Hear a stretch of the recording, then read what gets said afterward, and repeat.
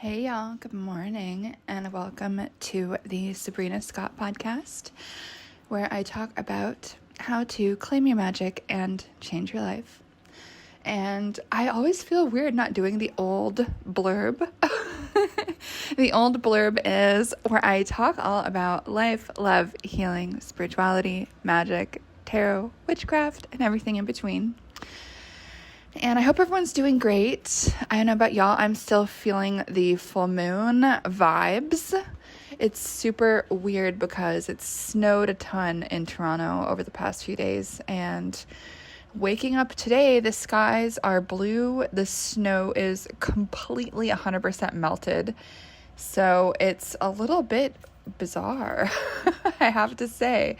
Kind of throwing me off, that drastic transformation of the environment. But we are in a weird climate era, so I guess I'll leave it at that without rambling on too much. So first and foremost, I wanted to plug my winter learning series. Even though there's no snow on the ground anymore, it still is called my winter learning series. So there are 3 classes you can choose from. One is on tarot for love and relationships. Another one is Love Magic 101. And then probably my favorite one is going to be Protection Magic 101. Super important stuff. Unfortunately, for a lot of women, love and protection do have to go together. And it's bullshit, but it's also true. And so I know most of y'all are women, and protection is a basic part of spiritual hygiene. Whether or not you have been in a bad situation or are not, I do think the spiritual protection work is incredibly important. So anyway, a link to that is in the description of this episode. And if you can't find it, feel free to just holler at me and I will help you out. Anyway, so today's episode, I wanted to follow up on an earlier episode where I talked about this interesting rise of specifically women in their late 30s, early 40s who seem to be kind of collectively going insane and becoming like delusional cult leader kind of people. Like maybe cult leader is a bit too effusive, I don't know.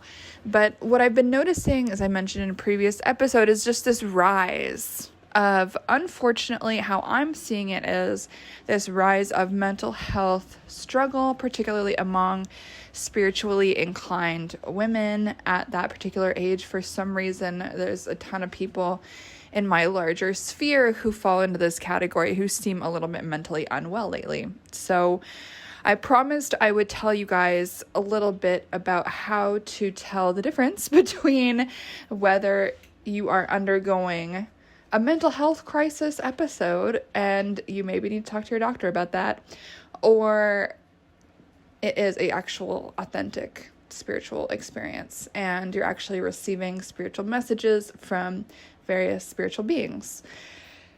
I think there is this massive kind of bit of misinformation where a lot of people are under the impression that psychosis and spiritual experience are identical. And I really do not believe that they are. And I do think that there is a ton of tells that you'll be able to notice when something is actually psychosis as opposed to a genuine spiritual experience.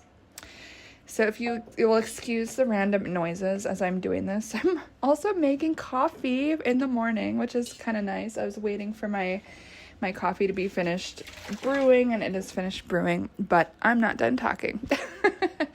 So first and foremost, with these spiritual delusions, one of the things that I've noticed about them is that they do tend to be very grandiose, right? So the people who are having these delusions, it's not just about them themselves, and they're not just having these solitary insights or learnings about their own life experience, their own family, their own self, their own healing, their own skills, their own future. They are having these grandiose ideas about, let's say, like the future of humanity, or the global this or the global that.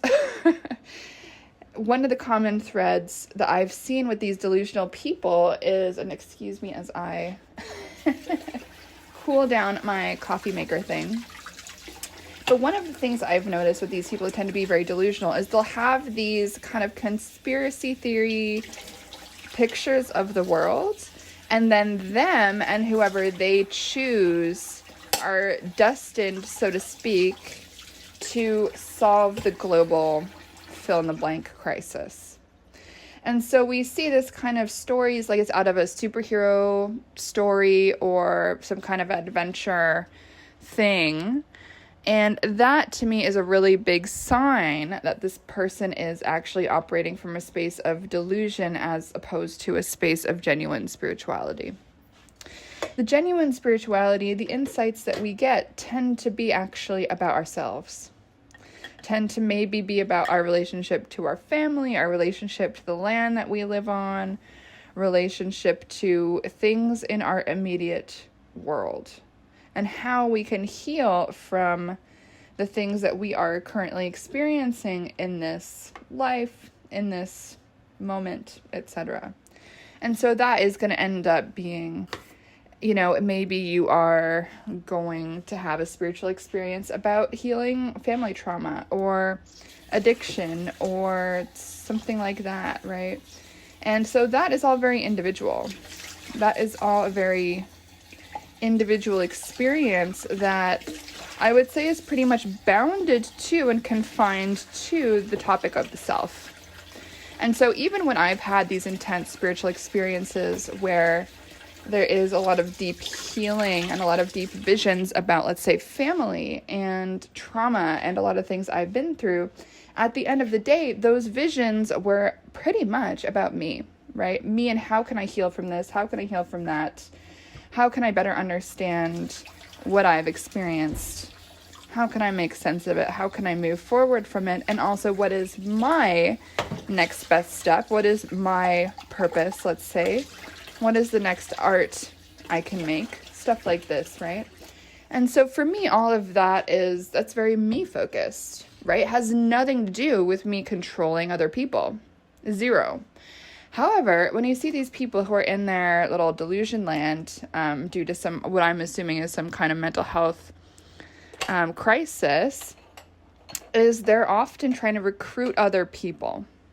They're trying to recruit other people to help save the world or whatever, fill in the blanks. It's going to be a little bit different for everybody that is in this delusional land. But it's like, for instance, the example that I gave of the message I received, which was, come to my land, I can heal you and initiate you into my style of healing, and then you can heal more people, and then we can all heal the world. And that, for me, is red flags, because all of that is trying to control my behavior, bringing me into something I don't give a single shit about. Like, I don't care about this person's land. I also don't know this person. So this person has basically asked me to override all of my own internal safety mechanisms, assumes a familiarity we don't have, and is trying to recruit me into some, like, healing whatever. I have no idea even how to describe it. And so you can see from that example that it does have these qualities that I've mentioned, right? Being so focused on persuading other people to participate. It's very other focused. It's not about this person asking me to help heal them or help them work through their trauma, which, I have done similar spiritual work with people before, but that has been something that they've hired me to do. It has very clear boundaries. It has very clear confines of what it is and what it isn't. And once the session is done, or once the series of sessions are done, then they're done, and that's it. And it's just that one-on-one relationship that is happening.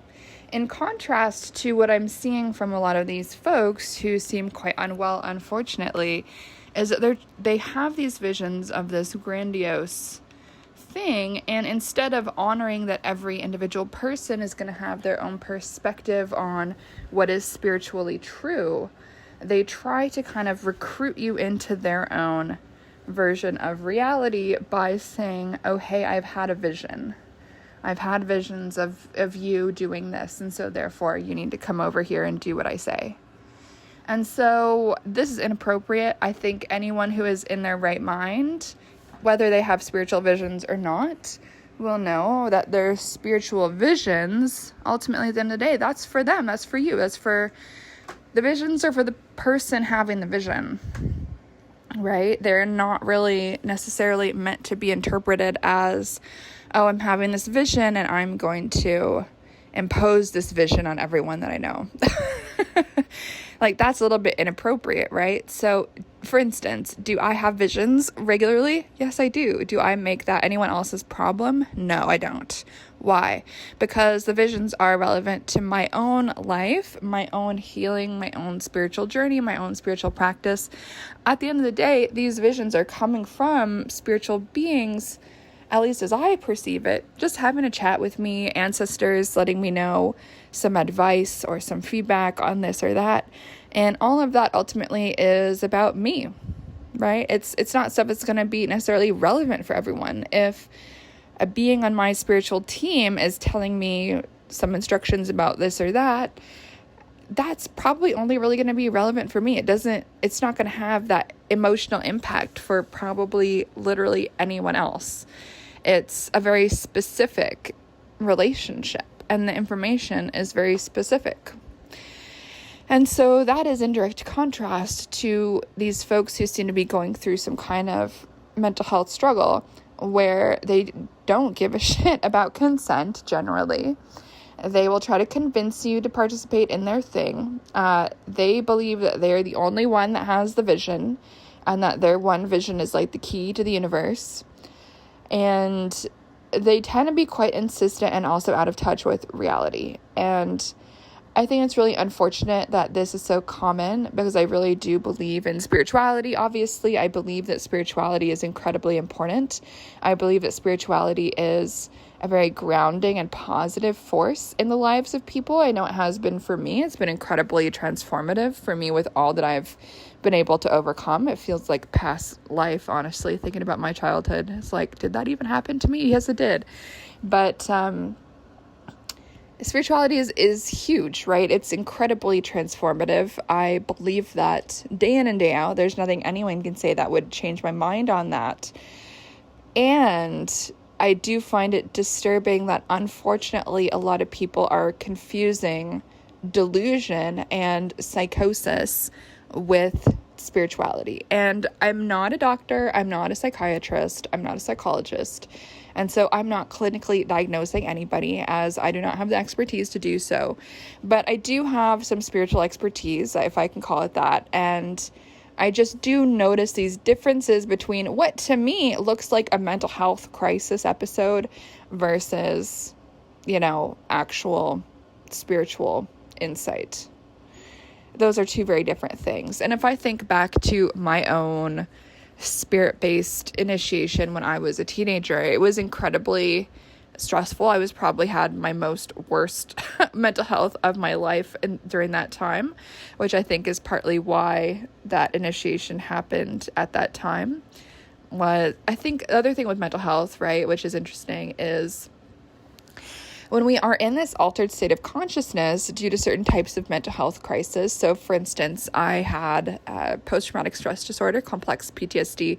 And when you're in that, it's really easy to kind of leave your body, right? It's very easy to shift your consciousness in that disorder. And so it made sense that since I was in such a highly traumatized state, I was also very susceptible to moving in between the spiritual realms quite easily. That being said, despite this spiritual experience, despite my mental health moment at the time, there was no grandiose delusion about saving the world or about recruiting people or about overriding anyone else's consent. It was all of the spiritual insights I had were very much just about me and my situation and my own ancestors and my own spirit team. And it was stuff that was deeply transformative for me, but would anyone else give a shit? Not necessarily. And so spirituality in this way, it's very personal. It's often very individual. It's very specific. And it's not about overriding other people's personal and spiritual agency to figure out what divine contact and spirit contact looks like for themselves. And that's a big part of what irks me about this like delusional subset of people who are trying to parade what they do as spirituality. Because my take on spirituality is I'm really pro direct contact. I believe that it is important, if people want to learn, that they can contact directly the spirits, their ancestors, whatever spiritual beings they want to have. You don't need an intermediary. It might take some time and energy to learn the spiritual skills, and that's totally normal. Like, it takes time to learn any skill. But you can learn, right?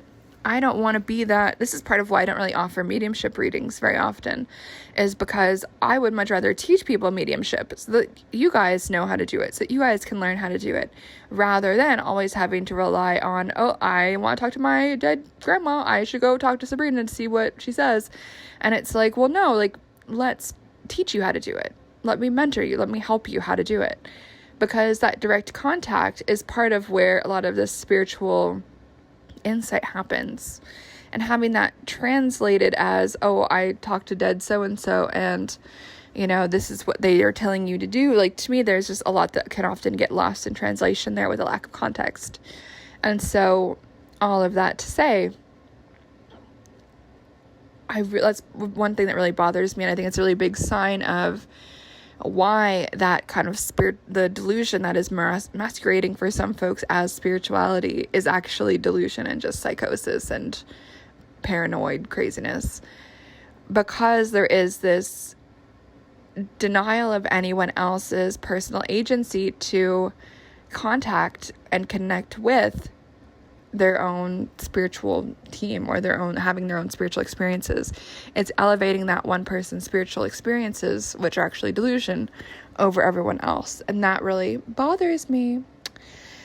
So I've talked long enough. I hope this makes some sense and gives you guys some stuff to be on the lookout for when you are observing whether people are having a genuine spiritual experience or whether they are perhaps in some kind of other space. Hopefully that's helpful. If you guys have any questions about this, please reach out and let me know, and maybe I can make another episode about this, just because I do think it is very important and doesn't get talked about enough. Okay, friends, thanks for listening. Thanks for being on the podcast. If you could leave me a happy review and share it with your friends, I would really appreciate it very much. And of course, do check out my winter learning series at sabrinamscott.com/WLS. The classes are on Tarot for Love and Relationships, Love Magic 101, and Protection Magic 101. I hope to see you there. Much love. Bye.